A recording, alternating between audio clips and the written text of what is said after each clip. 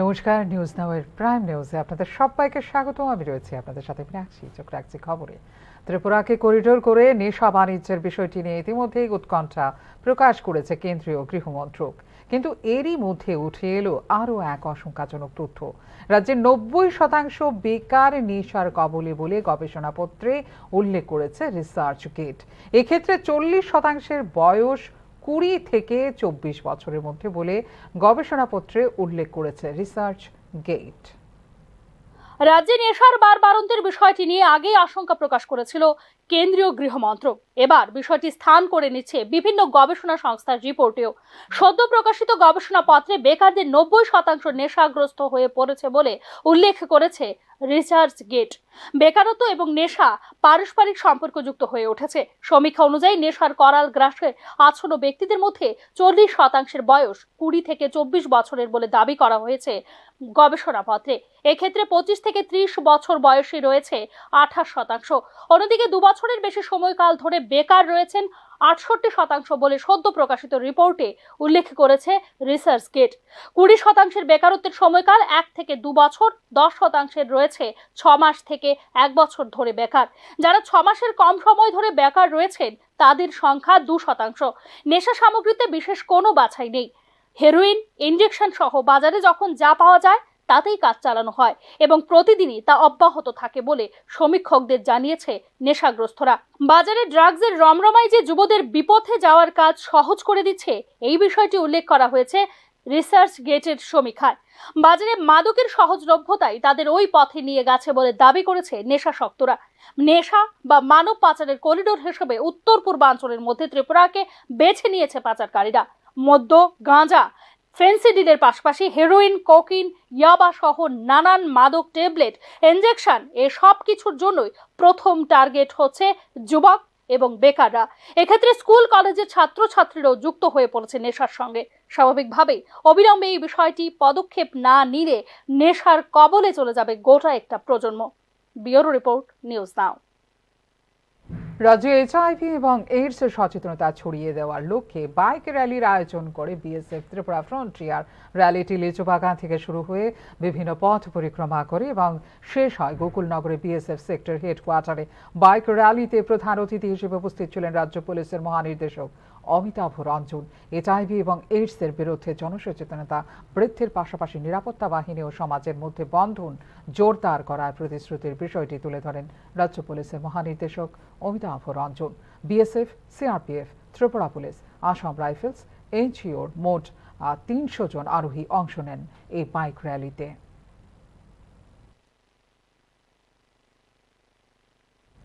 লাগামহীন ভোগবাদ এখন মানুষের অস্তিত্বের সঙ্গে এমনভাবে মিশে গেছে যেখানে বন্যপ্রাণী হত্যা নিষিদ্ধ, আইনের তোয়াক্কা করছে না মানুষ, যার ফলে ভোগের শিকার হতে হচ্ছে নিরীহ পশু পাখিদের। হরিণ বা হরিণের মাংস খাওয়া বন আইন অনুসারে নিষিদ্ধ, যেখানে হরিণ একটি বিপন্ন প্রজাতির প্রাণী, কিন্তু অর্থের বিনিময়ে আজ সবকিছু সম্ভব। এবং এই বিষয়টি আবারও একবার প্রমাণ হয়েছে যখন বিলোনিয়া মহকুমার মাইচেরা বাজারে ৭ কেজি হরিণের মাংস সহ গ্রেপ্তার করা হয় অটোরিকশা চালক সুনীল দাসকে। গোপন সংবাদের ভিত্তিতে বন ও বন্যপ্রাণীর একদল কর্মকর্তা মাইচেরা বাজারে অভিযান চালিয়ে অটোরিকশা চালক সুনীল দাসের হেফাজতের থেকে উদ্ধার করেন বিক্রির উদ্দেশ্যে আনা ৭ কেজি হরিণের মাংস। পরবর্তী সময়ে অটোরিকশা চালক সুনীল দাসকে গ্রেপ্তার করে পুলিশ। একটি হরিণ মারা যাওয়ার সময় সর্বদা অশ্রুপাত করে এবং এটি অবশ্যই খুব নিষ্ঠুর মানুষ যারা লোভ বা ভোগের জন্য তাদের হত্যা করে বলে মনে করেন প্রাণীতত্ত্ববিদরা। শুধু গ্রেপ্তার করে এই ধরনের অশুভ প্রবণতা দমন করা যাবে না, বন্যপ্রাণী ধ্বংসের কুফল সম্পর্কে জনগণকে সচেতন করা এই ক্ষেত্রে সবচেয়ে বেশি গুরুত্বপূর্ণ বলেও মনে করেন প্রাণীতত্ত্ববিদরা।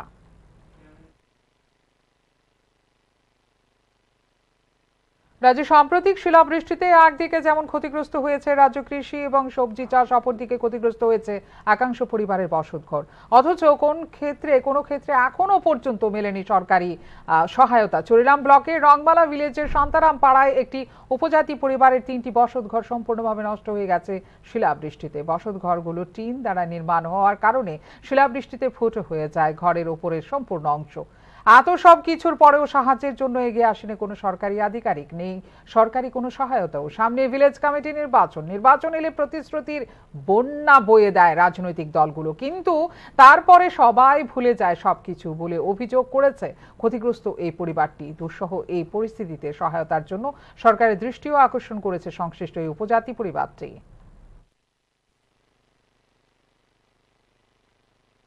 কোনো সুযোগ সুবিধা পাইছেন না? পাইছে না। কয়টা ঘর নষ্ট হয়েছে দিদি শিলাবৃষ্টিতে? আমাদের মোট তিনটা ঘর নষ্ট হয়েছে। এই জায়গাটার নাম কি তা? রংমালা সাতারামপাড়া। খোলা বাজার থেকে বেশি দাম কৃষি দপ্তর থেকে দেওয়া সারের। হ্যাঁ, এমনটাই অভিযোগ করলেন চরিলাম ব্লকের উত্তর চরিলাম গ্রাম পঞ্চায়েতের ফকিরামুড়া এলাকার কৃষকরা। কৃষি দপ্তর থেকে সার কিনতে গেলে অনেক দাম, অথচ খোলা বাজারে সারের দাম অনেক কম। তাহলে সরকার কিভাবে সাহায্য করছে কৃষকদের? এই প্রশ্নই ফকিরামুড়া এলাকার কৃষকদের। সরকার রেশনে ভর্তুকির মাধ্যমে বিভিন্ন সামগ্রী দিচ্ছে, যার ফলে মানুষ খোলা বাজারে না গিয়ে রেশনে যাচ্ছে।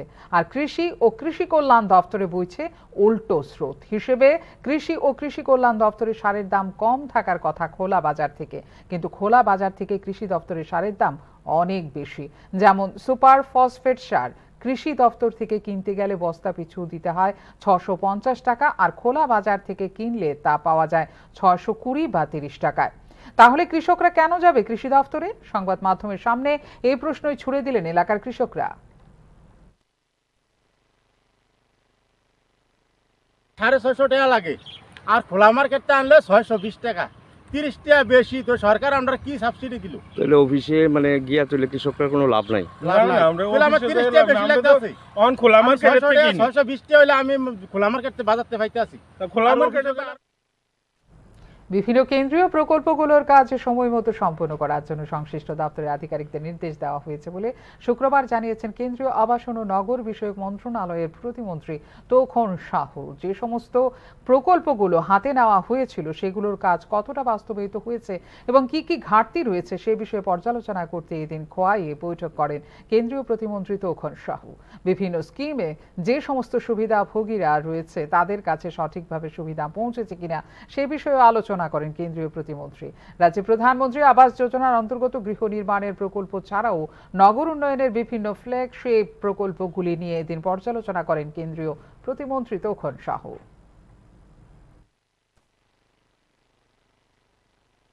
सभी अधिकारियों को निर्देश दिया गया है कि केंद्र सरकार और राज्य सरकार की सारी योजनाओं का कार्यक्रम तय सीमा पर हो, समय पर हो, गुणवत्तापूर्वक हो, क्वालिटी पर किसी भी प्रकार की कोई समझौता नहीं होगा, और जितने भी हमारे बेनिफिशरीज हैं, जो भी हमारे हितग्राही हैं, उन सबको 100% उसका लाभ मिले, ऐसा प्रयास हम सभी अधिकारी। রাজনৈতিক লড়াইয়ের মঞ্চে যুযুধান দুই পক্ষ, অর্থাৎ বিজেপি নেতৃত্বাধীন এনডিএ এবং কংগ্রেস নেতৃত্বাধীন ইন্ডিয়া জোট। কে সরকার গড়বে মহারাষ্ট্র এবং ঝাড়খণ্ডে? উত্তর মিলবে শনিবারই। ঝাড়খণ্ড এবং মহারাষ্ট্র বিধানসভার নির্বাচনের ভোট গণনা হবে শনিবার। 2024 সালের সর্বশেষ রাজনৈতিক চর্চায় বাজিমাত করবে বিজেপি নেতৃত্বাধীন এনডিএ নাকি কংগ্রেস নেতৃত্বাধীন ইন্ডিয়া ব্লক, তাও জানা যাবে শনিবার। হরিয়ানা এবং জম্মু কাশ্মীরের পর আবার মহারাষ্ট্র এবং ঝাড়খণ্ডে মুখোমুখি লড়েছে এনডিএ এবং ইন্ডিয়া জোট। মহারাষ্ট্রে একদিকে যেমন একনাথ শিন্ডে, অজিত পাওয়ারকে সঙ্গে নিয়ে ক্ষমতা ধরে রাখতে আশাবাদী পদ্মশিবির, অন্যদিকে মহাবিকাশ আঘাড়ি বিরোধী জোট মনে করছে লোকসভা নির্বাচনের মতোই বিধানসভার ভোটেও তারা হারাবে বিজেপিকে। 2024 সালের লোকসভা ভোটে এনডিএর থেকে প্রায় দ্বিগুণ আসন পেয়েছে কংগ্রেস নেতৃত্বাধীন জোট মহাবিকাশ আঘাড়ি। মহারাষ্ট্রের লোকসভা ভোটে 48টি আসনের মধ্যে 31টি আসনই পেয়েছিল তারা। এবার বিধানসভা ভোটে শেষ হাসি হাসবে কে তা জানতে অপেক্ষার বাকি আর মাত্র কয়েক ঘন্টা। উল্লেখ করা যেতে পারে মহারাষ্ট্র বিধানসভায় রয়েছে 288টি আসন, যেখানে ম্যাজিক ফিগার হলো 145। এদিকে ঝাড়খণ্ডেও বিধানসভা নির্বাচনের ভোট গণনা হবে শনিবার। রাজ্যের 81টি বিধানসভা আসনের জন্য শান্তিপূর্ণ গণনা নিশ্চিত করতে বিস্তৃত ব্যবস্থা করেছে নির্বাচন কমিশন। রাজ্যের জেলা সদর জুড়ে 24টি গণনা কেন্দ্র গঠন করা হয়েছে। সকাল 8টায় শুরু হবে ভোট গণনা। ঝাড়খণ্ডে মোট 81টি বিধানসভা আসনে ম্যাজিক ফিগার 42। 2019 সালে ঝাড়খণ্ড বিধানসভা নির্বাচনে জেএমএম নেতৃত্বাধীন জোট 47টি আসন জিতে সংখ্যাগরিষ্ঠতা অর্জন করেছিল। ঝাড়খণ্ড মুক্তি মোর্চা পেয়েছিল 30টি আসন, কংগ্রেস 16টি এবং আরজেডি 1টি আসন জিতেছিল। এবারের ভোট লড়াই মূলত ইন্ডিয়া জোট বনাম এনডিএর মধ্যে। ইন্ডিয়া জোটে ঝাড়খণ্ড মুক্তি মোর্চা, কংগ্রেস এবং আরজেডি সহ আরো কয়েকটি ছোট দল রয়েছে। অন্যদিকে এনডিএতে রয়েছে বিজেপি, এজেএসইউ, জেডিইউ এবং এলজেপি। তাৎপর্যপূর্ণ ঘটনা হলো 2000 সালে গঠিত ঝাড়খণ্ড মাত্র 24 বছরে 13 জন মুখ্যমন্ত্রী দেখেছে, যা রাজ্যে রাজনৈতিক অস্থিতিশীলতার ইঙ্গিত দেয়। 7 জন মুখ্যমন্ত্রীর মধ্যে যাঁরা রাজ্যের নেতৃত্ব দিয়েছেন, শুধুমাত্র বিজেপির রঘুবর দাস কোনো বাধা ছাড়াই সম্পূর্ণ 5 বছরের মেয়াদ শেষ করেছেন। রাষ্ট্রপতি শাসনের 3টি ভিন্ন ঘটনাও ঘটেছে ঝাড়খণ্ডে। ব্যুরো রিপোর্ট, নিউজ নাও। এদিকে বিনিয়োগকারীদের বিভ্রান্ত করার জন্য $265 মিলিয়ন বা প্রায় 2236 কোটি টাকা ঘুষ দেওয়ার অভিযোগ এনে ভারতীয় বণিক টাইকুন গৌতম আদানির বিরুদ্ধে আদালতে মামলা করল মার্কিন যুক্তরাষ্ট্র। এর প্রেক্ষিতে জারি হয়েছে গ্রেপ্তারি পরোয়ানা। হিডেনবার্গ রিসার্চের অভিযোগের পর 22 মাসের মধ্যে এবার দ্বিতীয় প্রধান বিতর্কে জড়িয়ে পড়লেন গৌতম আদানি। হিন্ডেনবার্গ রিসার্চের অভিযোগের পর 22 মাসের মধ্যে এবার দ্বিতীয় প্রধান বিতর্কে জড়িয়ে পড়লেন ভারতীয় ধনকুবের গৌতম আদানি। গৌতম আদানি ও তার গোষ্ঠীর বিরুদ্ধে এবারে সরাসরি ঘুষ ও জালিয়াতির অভিযোগ জানিয়ে নিউ ইয়র্ক কোর্টে মামলা দায়ের করল মার্কিন যুক্তরাষ্ট্র। সংবাদ সংস্থা রয়টার্সের রিপোর্ট অনুসারে এই অভিযোগ দায়ের হওয়ার পর আদানি ও তার ভাইপো সাগর আদানির বিরুদ্ধে গ্রেপ্তারি পরোয়ানা জারি করেছে আদালত। আমেরিকার deputy assistant attorney general Lisa H Miller আদালতে গ্রেপ্তারি পরোয়ানা বিদেশি আইন প্রয়োগ দপ্তরের হাতে তুলে দেওয়ার সিদ্ধান্ত নিয়েছে বলে জানিয়েছে রয়টার্স। উল্লেখ্য, আমেরিকার আইন অনুসারে এবার মামলার শুনানি শুরু হবে। আদালত যে চার্জ গঠন করেছে তা অভিযুক্তকে জানাবে আদালত, তারপর আদালত স্থির করবে অভিযুক্তকে জামিন দেওয়া হবে কিনা। অন্যদিকে অভিযুক্ত যদি নিজেকে নির্দোষ বলে দাবি করে তবে মামলার জুরি পর্যায়ের শুনানি শুরু হবে। উল্লেখ্য, বিদেশে ভারতের কোনো শিল্পপতির বিরুদ্ধে জালিয়াতির জন্য গ্রেপ্তারি পরোয়ানা জারি স্বাধীন ভারতের ইতিহাসে এই প্রথম। আমেরিকার বিচার বিভাগ এবং আমেরিকা সিকিউরিটি এক্সচেঞ্জ কমিশন ঘুষ ও জালিয়াতির অভিযোগ জানিয়ে ফৌজদারি ও দেওয়ানি আদালতে 2টি পৃথক মামলা দায়ের করা হয়েছে আদানির বিরুদ্ধে। গৌতম আদানি ও তাঁর ভাইপো সাগর আদানি এবং আরও 7 জন মিলে সৌর বিদ্যুৎ এবং কেন্দ্রীয় নির্মাণের বরাত পেতে ভারতের সরকারি আধিকারিকদের 2029 কোটি টাকা ঘুষ দিয়েছে বলে মামলাতে উল্লেখ করেছে মার্কিন যুক্তরাষ্ট্র প্রশাসন। আদানির সৌর বিদ্যুৎ প্রকল্প নির্মাণের পর তার বিদ্যুৎ কেনা নিয়ে সরকারের সঙ্গে রফার লক্ষ্যে চুক্তি চূড়ান্ত করতে ঘুষ দেওয়া হয়েছে। এভাবে আদানির সৌর বিদ্যুৎ প্রকল্পে আগামী 20 বছরে $200 কোটি মুনাফা নিশ্চিত করেছে বলেও মামলায় উল্লেখ করেছে যুক্তরাষ্ট্র প্রশাসন। উল্লেখ করা যেতে পারে, মাত্র 22 মাস আগে আদানি গোষ্ঠীর শেয়ার জালিয়াতিতে শেয়ার বাজার থেকে টাকা লোপাটের তথ্য ফাঁস করার দাবি করে রিপোর্ট প্রকাশ করেছিল আমেরিকার সংস্থা হিন্ডেনবার্গ। তবে সবকটি অভিযোগ ভিত্তিহীন বলে প্রতিক্রিয়া জানিয়েছে আদানি গোষ্ঠী। যদিও অভিযোগ ভিত্তিহীন কি না, আদানি গোষ্ঠীকে তা প্রমাণ করতে হবে আমেরিকার আদালতে। গৌতম আদানি ও সাগর আদানি ছাড়া আরও যাদের নামে জালিয়াতি ও ঘুষ দেওয়ার অভিযোগে মামলা দায়ের করা হয়েছে তারা হলেন আদানি সৌর বিদ্যুৎ সংস্থার সিইও বিনীত এস জৈন, রঞ্জিত গুপ্ত এবং রূপেশ আগরওয়াল। 2020 থেকে 2024-এর মধ্যে আমেরিকায় ভুল তথ্য ছড়িয়ে আমেরিকার শেয়ার বাজার থেকে $200 কোটি তুলে নিয়েছে আদানি গোষ্ঠী বলে জানিয়েছে আমেরিকার ডেপুটি অ্যাসিস্ট্যান্ট অ্যাটর্নি জেনারেল। এদিকে আদানির শেয়ার জালিয়াতির খবর ছড়িয়ে পড়ার পর ফের শেয়ার বাজারে ধস নেমেছে। খবর প্রকাশের পর আদানি গোষ্ঠীর বিভিন্ন কোম্পানির শেয়ারের দাম কমায় একদিনেই শেয়ার বাজার থেকে উধাও হয়ে গিয়েছে $2600 কোটি। এদিকে আদানিরা নতুন করে অস্বস্তিতে পড়তেই ফের আসরে নেমে পড়েছে দেশের বিরোধী রাজনৈতিক দলগুলো। আদানি সংস্থার বিরুদ্ধে যৌথ সংসদীয় কমিটির তদন্তের দাবিতে সরব হয়েছে দেশের প্রধান বিরোধী দল Congress. Bureau report, news now. নেশামুক্ত ভারত অভিযানের অধীন নেশামুক্ত ভারত ও নেশামুক্ত ত্রিপুরা গড়ার লক্ষ্যে পশ্চিম ত্রিপুরা জেলা প্রশাসন এবং সমাজ কল্যাণ ও সমাজ শিক্ষা দপ্তরের যৌথ উদ্যোগে শুক্রবার মাস্টার স্বেচ্ছাসেবীদের প্রশিক্ষণ শিবির অনুষ্ঠিত হয় আগরতলা বীরচন্দ্র স্টেট সেন্ট্রাল লাইব্রেরিতে। পশ্চিম ত্রিপুরা জেলা শাসকের কার্যালয়, স্বাস্থ্য দপ্তর, শিক্ষা দপ্তর, TRLM ইত্যাদি বিভিন্ন দপ্তরের আধিকারিকরা এই শিবিরে অংশগ্রহণ করেন। এদিনের বিশেষ প্রশিক্ষণ শিবিরে বীরচন্দ্র স্টেট সেন্ট্রাল লাইব্রেরির মোট 80 জন মাস্টার স্বেচ্ছাসেবীরা প্রশিক্ষণ দেওয়া হয়। রাজ্যের নেশাগ্রস্ত যুবকদের কিভাবে নেশার কবল থেকে বিরত রাখা যায় ও মুক্ত করা যায় সেই উদ্দেশ্য এই বিশেষ প্রশিক্ষণ শিবিরের আয়োজন করা হয়েছে।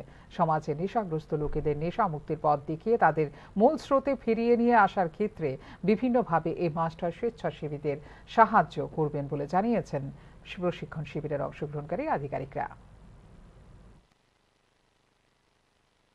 তার থেকে বিরত রাখা যায় সেই প্রচেষ্টা, সেই উদ্যোগ আমাদের।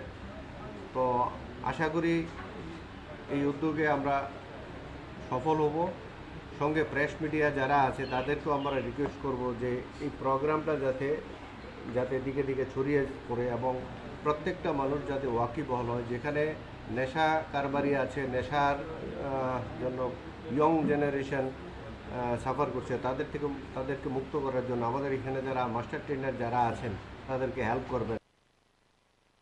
নিয়ে নিচ্ছি ছোট্ট বিরতির পর ফিরে আসবো। অন্যান্য খবরের সঙ্গে থাকবেন।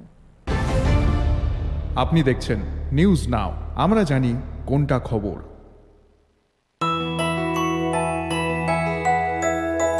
স্বাদে ভরা ঘিয়ের সুবাস লংতরায়, কি ভালো খেতে।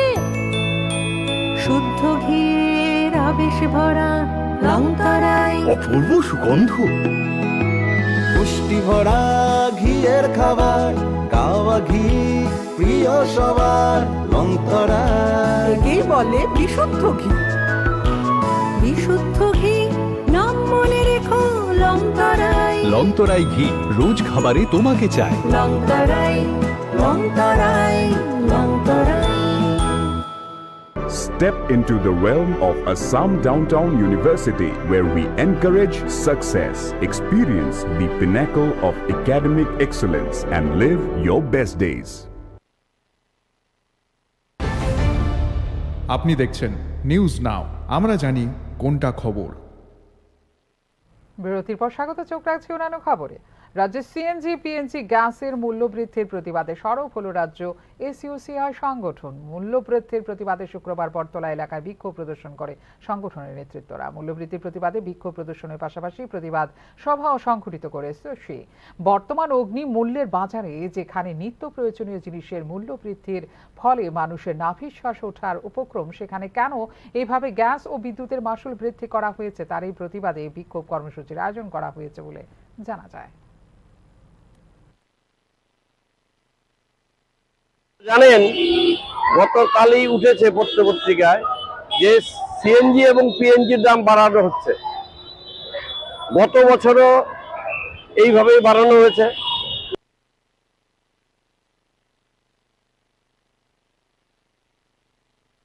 রাজ্য স্বাস্থ্য পরিষেবায় একদিকে যেমন উঠছে কর্তব্যে গাফিলতির অভিযোগ, অপরদিকে কিন্তু রয়েছে কর্তব্য এবং মানবিকতা রক্ষার উজ্জ্বল দৃষ্টান্ত। এক্ষেত্রে রক্তশূন্য মুমূর্ষু সন্তান সম্ভবাকে রক্ত দিয়ে প্রাণে বাঁচালেন সেবিকা প্রজিতা চাকমা। ঘটনা গোমতী জেলা হাসপাতালে। চিকিৎসা পরিষেবায় রোগীদের প্রতি সহানুভূতিশীল ও মানবিক হবার শিক্ষা দেওয়া হয় স্বাস্থ্য পরিষেবার সঙ্গে যুক্ত চিকিৎসক, সেবিকা বা অন্যান্য কর্মীদের। কিন্তু কতজন তা পালন করতে পারেন, বিষয়টি নিয়ে বরাবরই প্রশ্ন তোলেন সাধারণ মানুষ। তবে কয়েনের উল্টো দিকে কিন্তু রয়েছে এই শিক্ষার অক্ষরে অক্ষরে পালনের দৃষ্টান্ত। সন্তান সম্ভবা মায়ের রক্ত শূন্যতায় রক্ত দিয়ে জীবন বাঁচালেন সেবিকা। কর্তব্যনিষ্ঠা এবং মানবিকতার দৃষ্টান্ত স্থাপন করেছেন গোমতী জেলা সদর উদয়পুর টেপানিয়া স্থিত গোমতী জেলা হাসপাতালের সেবিকা প্রজিতা চাকমা। বাইখোড়া প্রাথমিক হাসপাতাল থেকে অঞ্জলি চৌধুরী নামে সন্তান সম্ভবা এক রোগিণীকে রেফার করা হয় গোমতী জেলা হাসপাতালে। অধিক রক্তক্ষরণজনিত কারণে হিমোগ্লোবিনের মাত্রা 2-এর কাছাকাছি হওয়ায় শান্তিরবাজার মহকুমার মহামুনি এলাকার ওই গৃহবধূকে রেফার করা হয় গোমতী জেলা হাসপাতালে। সন্তান সম্ভবা এই রোগীর রক্তের গ্রুপ ও পজিটিভ। হাসপাতালে প্রবেশ করা মাত্র সন্তান সম্ভবা মায়ের কাতর মুখ দেখে রক্তদানে দৌড়ে আসেন নার্সিং অফিসার প্রজিতা চাকমা। নিজের ও পজিটিভ রক্ত দিয়ে সন্তান সম্ভবা মাকে রক্তদান করে জীবন বাঁচিয়েছেন সেবিকা। নিউজ নাও এর সঙ্গে এক্সক্লুসিভ আলোচনায় নিজের প্রতিক্রিয়া জানিয়েছেন সেবিকা প্রজিতা চাকমা। নমস্কার, স্বাগত আপনাকে নিউজ নাও এর পর্দায়। নমস্কার। আপনার একটি উদ্যোগ সত্যি প্রশংসনীয়। আপনি একজন সন্তান সম্ভবাকে রক্ত দিয়ে প্রাণ বাঁচিয়েছেন। এই ব্যাপারটা নিয়ে আপনার প্রতিক্রিয়াটা জানতে চাই। আমার প্রতিক্রিয়া বলতে অ্যাকচুয়ালি ছিল দুইটার সময়, ঠিক 2টার সময়, তখনই মানে আমার হ্যান্ডওভারে মানে এসেছিল আর কি। তখনই রুগীটাকে রেফার করা হয়েছিল, ভাইকোড়ার থেকে আমাদের হসপিটালে রেফার করেছিল। তখনই রুগীটা ছিল খুবই সিরিয়াস অবস্থায়। তো আর ম্যাডাম বলেছিল যে মানে রক্ত লাগবে, রক্তের জন্য তাদেরকে বলা হয়েছিল রিকোয়েশন, কিন্তু আমাদের ব্লাড ব্যাংকে রক্ত ছিল না। সে কারণে রুগীটা খুব খারাপ অবস্থায় ছিল। তো আমার মনে হয়েছিল যে রুগীটা খুব খারাপ অবস্থায়, হিমোগ্লোবিন ছিল মাত্র 2। তো তখন আমার মনে হয়েছিল যে না, রুগী খুব খারাপ অবস্থায়, এনি টাইম কোনো কিছু হতে পারে, মানে রুগীটা আরো সিরিয়াস খারাপ হয়ে যেতে পারে। সে কারণে মনে হয়েছিল যে আমি আমার রক্ত দিয়েই রুগীটাকে রুগীর প্রাণ বাঁচানোর মনে হয়েছিল আর কি। আপনাকে অসংখ্য ধন্যবাদ। আপনার এই উদ্যোগ সত্যি প্রশংসনীয়। আগামী দিনে সবার জন্য আপনার কি মেসেজ থাকবে, কি বার্তা আপনি দিতে চান আপনার এই উদ্যোগকে কেন্দ্র করে? আমি আগামী দিনের জন্য সবাইকে বলতে চাই যে রক্তদান জীবনদান, মানে সবাইকে বলতে চাই যে সবাই যাতে মানে রক্ত দান করে, যাতে অনেক পেশেন্ট আছে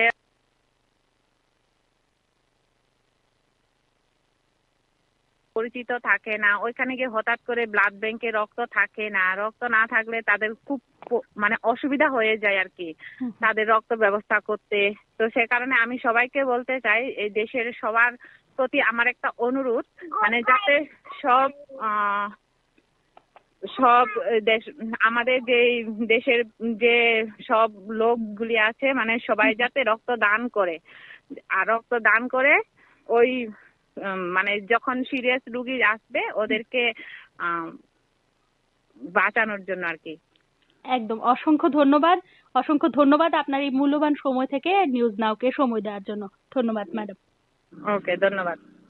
মানবিকতার উজ্জ্বল দৃষ্টান্ত রাখতে প্রয়োজন হয় শুধুমাত্র একটি সুস্থ মন। তার চোখে আঙুল দিয়ে দেখিয়ে দিলেন সেবিকা প্রজিতা চাকমা। নিজের দায়িত্ব পালনের মধ্য দিয়ে মানবিক হওয়ার এই দৃষ্টান্ত অনুপ্রাণিত করবে আরও প্রজিতা চাকমাদের। রইল এই প্রত্যাশাই। ব্যুরো রিপোর্ট, নিউজ নাও।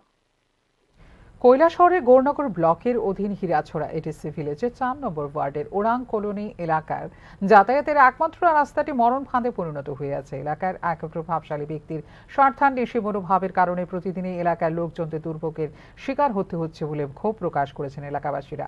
ওরাং কলোনি এলাকার চা বাগানের মালিক প্রায় 200 লোকের যাতায়াতের একমাত্র ইট সোলিং এর 8 ফুট প্রশস্ত রাস্তাকে ড্রোজার দিয়ে কেটে 2 ফুট করে দিয়েছেন বলে অভিযোগ। এলাকাবাসী রাস্তাটি সরু হয়ে যাওয়ায় প্রায় প্রতিদিনই ছোট বড় দুর্ঘটনা ঘটে চলেছে।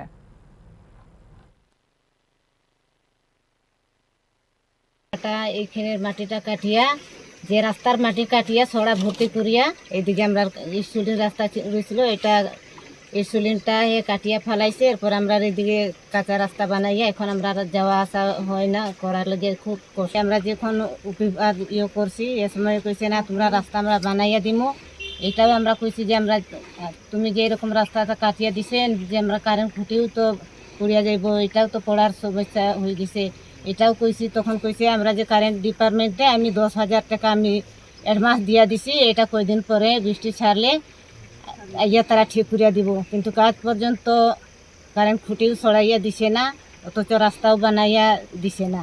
এটা এই রাস্তার ব্যাপারে আমরা বিদ্যুৎ মাশুল বৃদ্ধি ও বিদ্যুৎ বিলের রিচার্জের নামে গ্রাহকদের সঙ্গে প্রতারণা করার প্রতিবাদে উদয়পুর মহকুমা বিদ্যুৎ দপ্তরের সামনে ধর্ণা ও বিক্ষোভ সংঘটিত করল উদয়পুর জেলা কংগ্রেস। জেলা কংগ্রেসের ডাকে শুক্রবার বিক্ষোভ কর্মসূচিতে অংশগ্রহণ করেন উদয়পুর জেলা সভাপতি সহ অন্যান্যরা। বিদ্যুৎ দপ্তরের মর্জি মাফিক বিল বৃদ্ধি ও বিদ্যুতের বিলের রিচার্জের নামে ভোক্তাদের ঠকিয়ে পকেট কাটা হচ্ছে বলে অভিযোগ করেন জেলা কংগ্রেস নেতৃত্ব।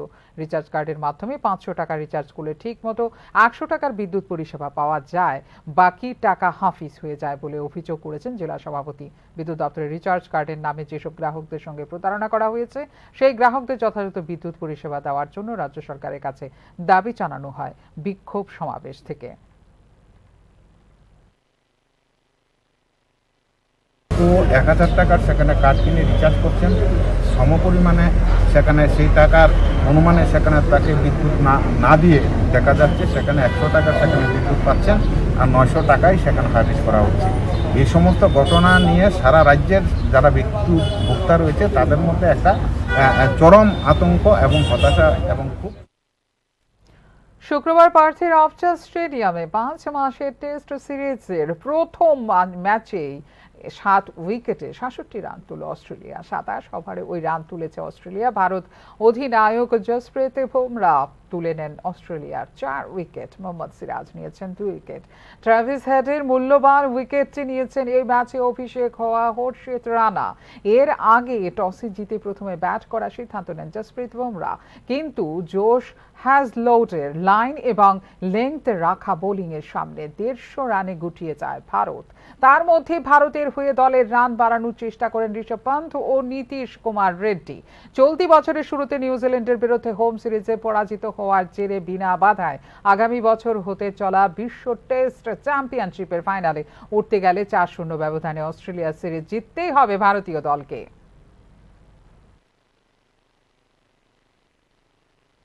এখনকার মতো এই মুহূর্তের সংবাদ এই পর্যন্ত। অন্যান্য আপডেটস দেখার জন্য অবশ্যই নজর রাখতে হবে নিউজ নাওয়ার পর্দায়। নমস্কার, শুভরাত্রি।